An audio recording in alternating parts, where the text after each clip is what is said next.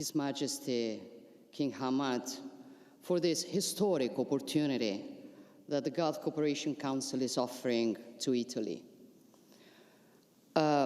Italy is a nation with an ancient heart, with a forward-looking attitude, capable of captivating the world with its identity and trying to play a leading role on the European and international stage. A nation bearing in its own DNA features such as dialogue, ability to confront with everyone, and respect for its interlocutor. This is our tradition. It is what has always characterized us. It is the asset that has allowed the Italian civilization to get contaminated and enriched, yet never losing itself. It is a story lost in the midst of time. The Limes Arabicus, the border between the Roman Empire and the Arabian Peninsula, was not a rigid separation, but a space for transit, communication, and trade, crossed by that spice route that united ancient Rome and India after crossing the Mediterranean.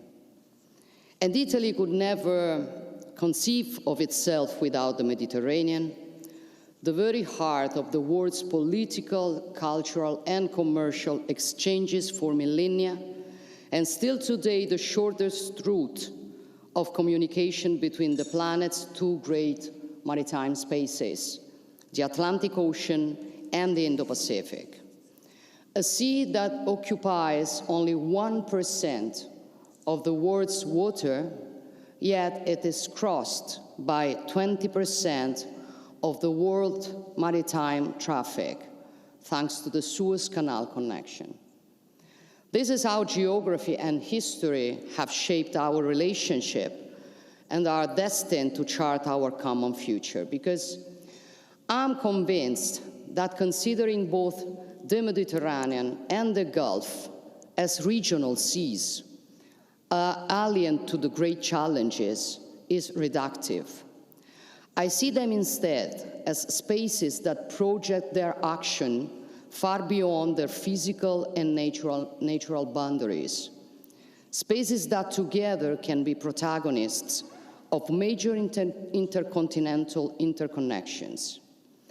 This vision spurs us to behave as natural partners. And I am convinced we can be an engine of cooperation, and by uniting the West and the East, Europe and Asia, we can contribute to helping overcome divisions. If I look at the map, I see that the Mediterranean and the Gulf guard some of the most important and strategic passages at a global level. The Hormuz Strait, Bab el-Mandeb, the Suez Canal, and Gibraltar, a pathway linking Asia, the Middle East, Africa, Europe, and the United States. And we all know that the importance of our shared space is only destined to increase, and that we need a more structured dialogue leading to enhanced cooperation if we want all of us to take full advantage of the opportunities offered by our geopolitical centrality.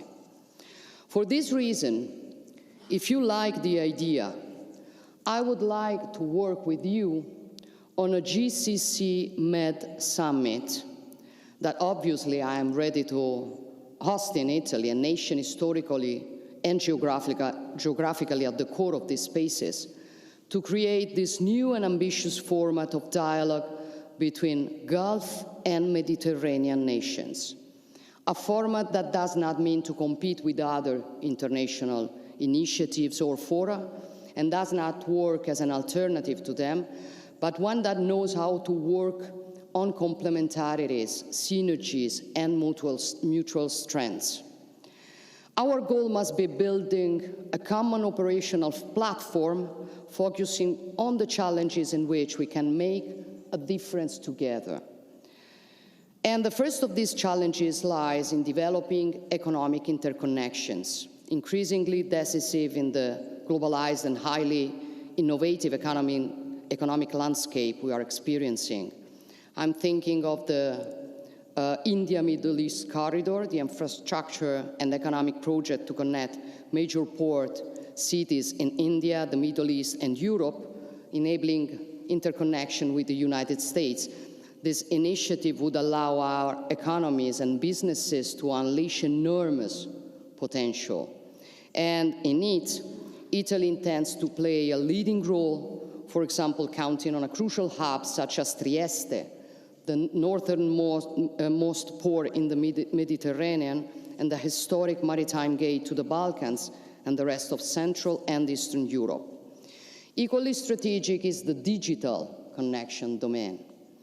At a time when data are increasingly becoming the new fuel of our societies, one of the main projects involving us is the construction of the Blue Raman cable, the maritime backbone to connect Europe to India through Italy, the Mediterranean, and the Arabian Peninsula.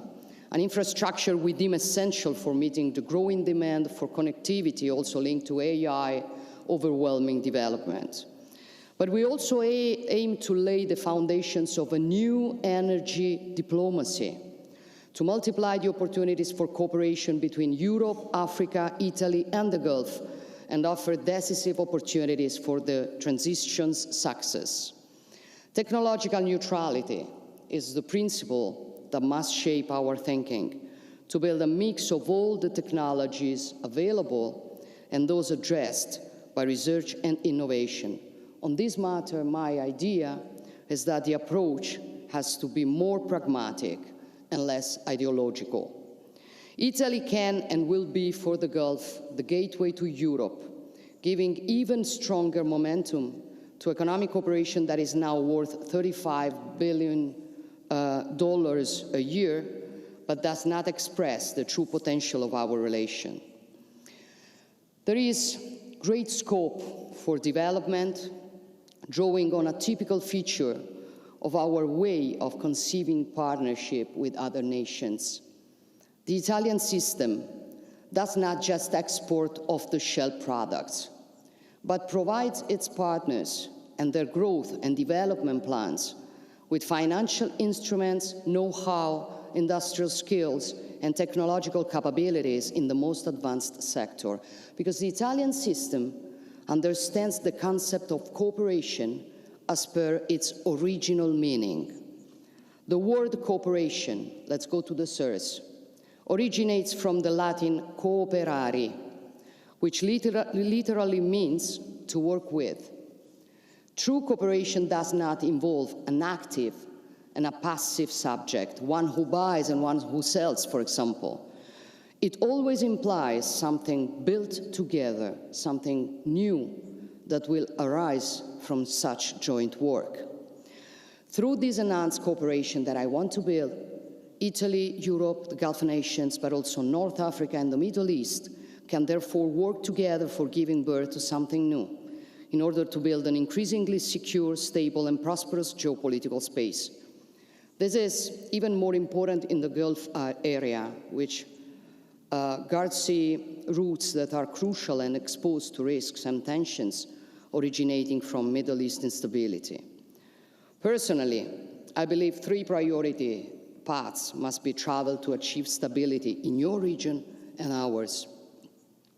The first path goes through the Middle East, especially now that the plan presented by President Trump offers a real possibility to build a stable and lasting framework of peace and security. We know well how fragile the truce is and how much work will be taken to turn this opportunity into a long-term reality. But we are all committed to supporting and nurturing the unity of purpose proved by the international community in Sharm el-Sheikh, attaining an uncommon level of sharing and participation. Italy is doing its own part, both by training the Palestinian security forces and providing the aid package for the reconstruction conference. Yet I remain convinced that, to ensure the Middle East security and stability it deserves, we must work to attain the two-state structural solution. And we all know this requires Israel's recognition of the Palestinians' right to have their own state and the definitive recognition of the State of Israel's right to existence and security.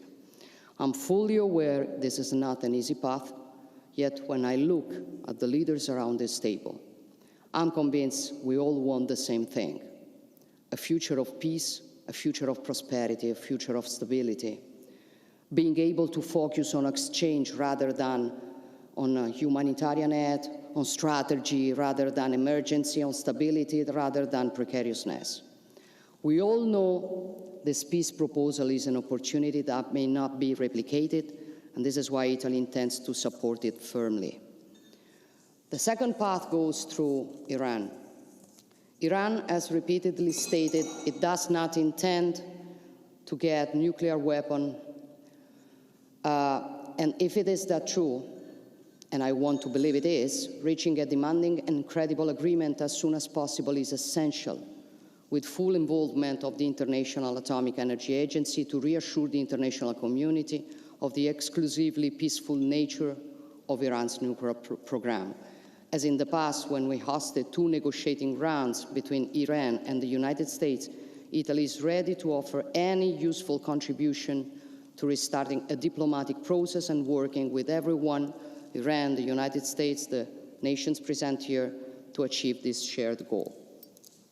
The third path goes through countering terrorism and extremism. In this, we must keep working with all our available tools, financial, military, judicial. We have achieved remarkable results together, but we are all aware that we can and must do much more. Relations between Europe and the Gulf nations are experiencing a very positive phase, relying on fruitful political dialogue and robust trade relations. This allows us to speak among us also about the growing tensions in Europe linked to instances of Islamic radicalism. In several European contexts, we are increasingly witnessing the phenomenon of Islamic separatism. That is the failure by some Islamic communities to recognize the laws and customs of European nations. This triggers tensions that risk undermining social cohesion and fueling hostility towards Muslim minorities across Europe. And working together is essential for building shared paths to avert fundamentalist proselytism in Europe, enhance fruitful forms of dialogue and discussion between different identities, and concretely support integration paths. But a starting assumption must be the same for all of us. When you choose to live in a foreign nation, you must accept its law, culture, and tradition. For cohabitation is possible.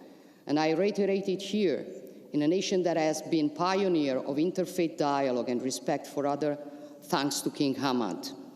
I wish to recall and share with you an enlightened passage from the Kingdoms of Bahrein's declaration. We commit to working for a world where people of sincere belief join together to reject that which divides us and concentrate instead on celebrating and expanding on what which unites us. And obviously, dialogue must not aim at homologation or at cancelling differences. Far from it. Dialogue must instead help get to know each other, to fully respect each other. Again, the Italian for respect derives from the Latin respicere, which means to look in depth. Respect assumes understanding history, culture, roots, and its precondition lies in the awareness and pride of own identity, because only strong identities do not fear confrontation. This is the precondition for jointly defending inevitable assumption of any safe and prosperous society, such as religious freedom and people's rights. Your Majesties, Royal Highnesses, dear friends, in working on this meeting, I discovered one of the most fascinating symbols of this land, the Shajaratu el Hayatun, the tree of life, the magnificent acacia tree that has lived and thrived in the Bahraini desert for 100 years. It is a symbol of the impossible that becomes possible, like cooperation between us, like friendship between us, which some would like to make impossible, but which instead can richly flourish for a long time ahead. This is my personal wish, and this is also the reason why I'm so proud to be here. Shukran. Thank you very much.